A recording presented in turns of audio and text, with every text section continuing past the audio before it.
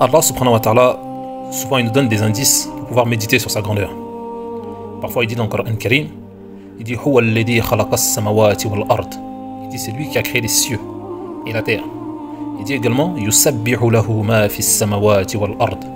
Il dit tout ce qui est entre les cieux et la terre, ils évoquent Allah subhanahu wa ta'ala, ils le glorifient. En dehors de l'être humain et les djinns, Yusabbihu lahu ma fi as-samawati wal ard. C'est-à-dire tout ce qu'il y a dans les cieux et la terre, c'est-à-dire les étoiles, le soleil, la lune, les galaxies, les anges, la terre, les arbres, l'eau, les animaux, les poissons, c'est-à-dire tout ce que Allah subhanahu wa ta'ala a créé. Il glorifie Allah subhanahu wa ta'ala, à l'exception de qui? À l'exception des hommes et des djinns. C'est-à-dire les hommes et les djinns dans leur état de conscience, ils oublient Allah et ne glorifient pas Allah. Mais leur corps eux-mêmes glorifient Allah subhanahu wa ta'ala. Et c'est pour ça Allah subhanahu wa ta'ala il dit également, il dit quand nous avons proposé le dépôt aux cieux et à la terre et aux montagnes, ils ont refusé. Mais l'homme, lui, insan, l'être humain, a pris le dépôt, car il est très ignorant et il est très injuste envers lui-même. Que les cieux et la terre et les montagnes ont refusé le dépôt, qu'est-ce que ça veut dire? C'est-à-dire quand Allah subhanahu wa ta'ala a créé les choses, Allah il a annoncé aux choses qu'il a créées qu'il va venir à un moment donné, je vais vous détruire et vous allez repartir dans le néant. Parce que je vous ai sorti du néant, certes, je vous ai créé, mais à un moment donné, vous allez retourner, vous allez redevenir poussière. Je vais vous détruire, je vais vous faire disparaître, vous allez retourner au néant. Ils ont dit, Allah, mais comment ça on va retourner dans l'inconnu? Comment ça on va retourner dans le néant? Non, on veut rester ici avec toi perpétuellement, ici à te glorifier, à évoquer ton nom. On veut rester là ici auprès de toi, à te glorifier, te sanctifier et glorifier ton nom. Et Allah subhanahu wa ta'ala, il a dit à sa création, il a dit oui, mais pour ça, pour pouvoir rester avec Allah éternellement et ne jamais redevenir turab, de la poussière, il y a un prix à payer. Et quand Allah subhanahu wa ta'ala a annoncé à sa création le prix à payer, c'est-à-dire le prix à payer, c'est-à-dire là, il a doté ses créatures de libre arbitre, c'est-à-dire de pouvoir décider de se soumettre à Allah, bon gré, de bonne volonté, ou bien décider également de ne pas se soumettre, c'est-à-dire Allah subhanahu wa ta'ala allait retirer la soumission de force de ses créatures, et celui qui réussissait l'épreuve allait pouvoir vivre éternellement avec Allah. Mais celui qui ne réussissait pas cette épreuve allait être châtié éternellement également. Les 7 cieux, les 7 terres et les montagnes, ils ont refusé. Ils ont dit, nous, on ne prend pas le risque. Mais l'être humain il a levé la main et dit, nous prenons le risque parce que nous, on veut rester éternel avec Allah.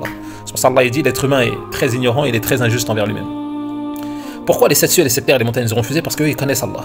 Ils connaissent Allah qui il est, ils connaissent sa grandeur. Mais l'être humain, tellement ignorant, il a pris le dépôt. Il a pris le dépôt, c'est pour ça que Allah subhanahu wa ta'ala a doté l'être humain de nefs. C'est-à-dire nefs, ça lui permet de pouvoir avoir son libre arbitre. S'il le veut, il se soumet à Allah, et s'il le veut également, il désobéit. Alors que les autres créatures qu'Allah subhanahu wa ta'ala a créées n'ont pas le choix. En dehors des hommes et des djinns, ils n'ont pas le choix. Allah subhanahu wa ta'ala, depuis qu'il a créé le soleil, des milliards d'années qu'Allah subhanahu wa ta'ala il a créé le soleil, lui a donné une route et une direction, il n'a jamais dévié ne serait-ce que 1 millimètre. Et il ne peut pas dévier de toute façon. La lune aussi, les astres aussi, la terre aussi. C'est-à-dire tout ce que Allah subhanahu wa ta'ala a créé, Allah il les a créés, ils connaissent Allah, mais ils n'ont pas la capacité de désobéir. Ils sont serviteurs et abd, bon gré mal gré.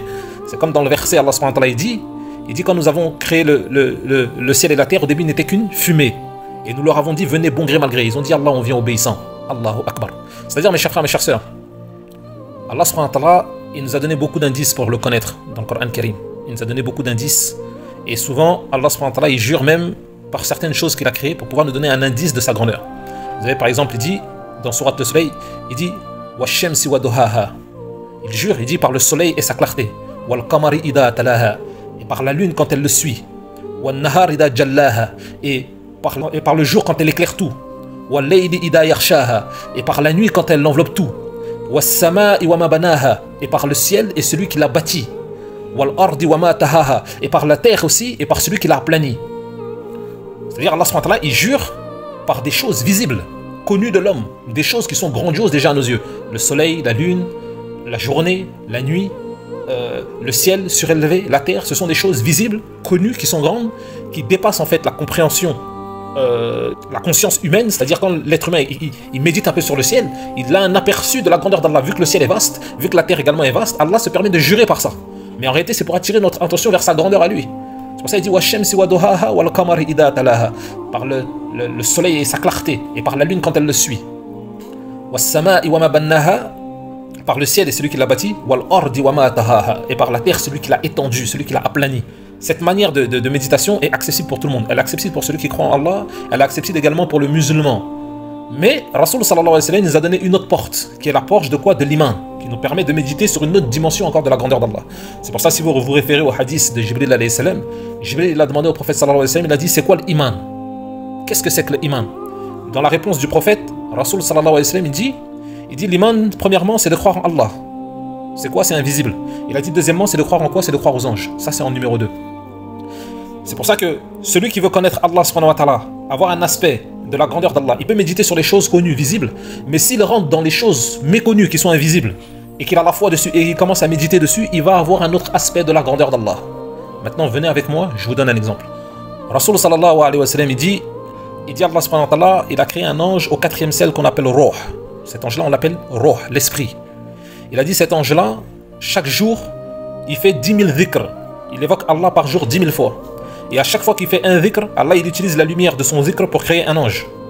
Et Rasoul sallallahu alayhi wa sallam, il a dit cet ange-là, il est tellement grand que le jour du jugement, quand Allah subhanahu wa ta'ala dit dans le Coran Karim, le jour où Allah va venir ainsi que les anges en rang, cet ange-là, il est tellement grand que quand les anges seront alignés en rang, malgré que les anges sont déjà dotés d'une taille grandiose, d'une taille très immense, et bien cet ange-là, lui tout seul, il fera une seule rangée.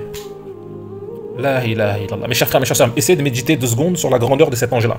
Imaginez sa taille, imaginez sa force, imaginez sa carrure, imaginez sa vitesse, imaginez comment Allah subhanahu wa ta'ala l'a créé. Et bien cet ange-là, à côté de la grandeur d'Allah, n'est qu'un atome dans l'univers. Cet ange-là n'est qu'une goutte d'eau dans l'océan. Cet ange-là n'est qu'un grain de sable dans le désert. C'est-à-dire cet ange-là est insignifiant devant la grandeur et l'immensité d'Allah Rabbul Izzah. Et Allah subhanahu wa ta'ala l'a créé avec un seul ordre, kun fayakun. Vous savez, le prophète alayhi salam, quand il nous donne la description de l'ange Jibril, il dit que Jibril alayhi salam, Allah subhanahu wa ta'ala l'a doté de 600 ailes. 600 ailes. Il explique qu'avec une seule aile, il peut recouvrir la terre de l'Orient jusqu'à l'Occident. Et des ailes, il en est doté de 600 ailes. Il dit également, il dit que l'ange Mikaïl, l'ange qui est chargé de faire descendre la pluie, il dit que cet ange-là, l'ange Mikaïl, il est tellement grand que si on prend tous les océans de la terre et qu'on les pose sur la tête de l'ange Mikaïl, il n'y a pas une seule goutte d'eau qui va tomber ou bien déborder de la tête de cet ange-là, l'ange Mikaïl. Et c'est-à-dire croire aux anges, ça fait partie de l'iman.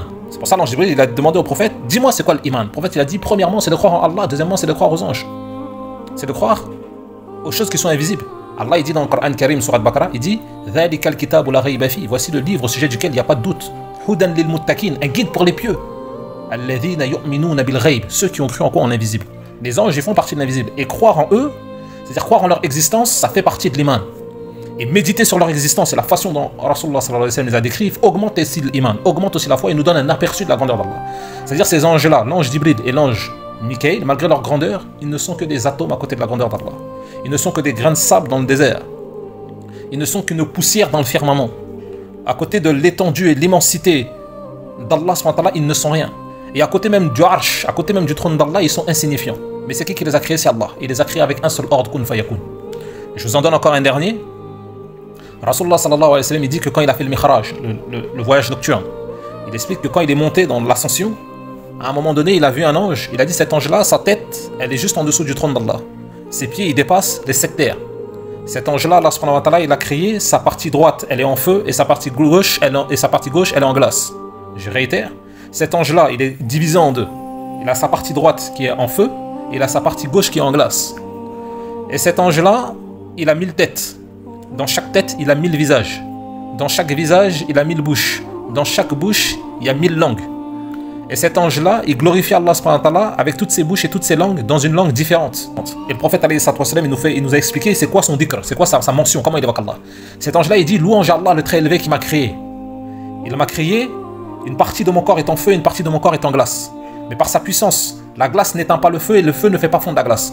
Ensuite, cet ange-là, il dit Ya Rab, ô toi mon Seigneur, de la même manière que tu as réuni en moi le feu et la glace alors qu'ils ne peuvent réellement s'unir, de la même manière que tu les as unis ainsi de la même manière le cœur des croyants. Et ça c'est le dhikr de qui? C'est le dhikr de cet ange-là. Maintenant venons on médite 2 secondes. Un ange il a 1000 têtes, dans chaque tête il y a 1000 visages, dans chaque visage il y a 1000 bouches, dans chaque bouche il y a 1000 langues. Il glorifie Allah avec toutes ces langues dans une langue différente. Cet ange-là, sa tête aussi elle est en dessous du trône d'Allah. Cet ange-là, ses pieds dépassent les 7 terres. Cet ange-là, Allah, il a créé une moitié il est en feu, une moitié il est en glace. Le feu ne fait pas fondre la glace ne fait pas fondre le feu. C'est qui l'a créé cet ange-là? C'est qui l'a créé? C'est Allah subhanahu wa ta'ala. Et Allah subhanahu wa ta'ala, il a créé avec facilité, avec aucune difficulté. Cet ange-là également, à côté de la grandeur d'Allah, il n'est qu'une goutte d'eau dans l'océan. Il n'est qu'un grain de sable dans le désert. Il n'est qu'une poussière dans le firmament. Et Allah subhanahu wa ta'ala, c'est lui Al-Akbar. C'est pour ça qu'il dit Ar-Rahman ala arshi istawa. Et Allah sur le trône, il s'est établi, il s'est installé. C'est-à-dire cet ange-là, lui-même, malgré sa grandeur, malgré sa taille, il est insignifiant même à côté déjà du trône d'Allah subhanahu wa ta'ala. C'est pour ça que je vous dis que Allah subhanahu wa ta'ala dans le Coran Karim, il jure par les choses connues telles que le soleil, la lune, la terre, les étoiles, etc. Mais les croyants, ceux qui sont croyants, qui veulent avoir un aperçu encore plus immense de la croyance d'Allah, qui est conforme à la foi, ils peuvent méditer sur ce qu'Allah a créé qui fait partie de l'invisible. Méditer sur le trône d'Allah, méditer sur les anges. Ça fait partie aussi de la foi, et de la croyance. Et celui qui le fait, il peut avoir un bref petit aperçu. Je dis bien, un bref petit aperçu de la grandeur ou bien de la connaissance de la grandeur d'Allah. Mais malgré ce qu'il pourra percevoir dans son esprit comme grandeur, c'est toujours insignifiant à côté de la grandeur d'Allah. Parce qu'Allah, c'est lui Al-Akbar. Et comme je vous ai déjà dit précédemment dans une autre vidéo, l'imam Ahmed Razali dit dans son livre La Citadelle de Dieu, il dit le mot Akbar n'est pas assez Akbar pour signifier la réalité de la manière dont Allah il est réellement Akbar. Car le mot Akbar est un mot créé, compris par une compréhension qui est elle aussi créée. Mais en réalité, Akbar, Akbar n'est pas assez Akbar pour vraiment signifier ou bien définir la vraie manière dont Allah est Akbar. Si vous avez entendu du bien, ça vient d'Allah. Si vous avez entendu du mal, ça vient de moi et mon shaitan. Barakallahu fik. Salamu alaikum. أشهد أن لا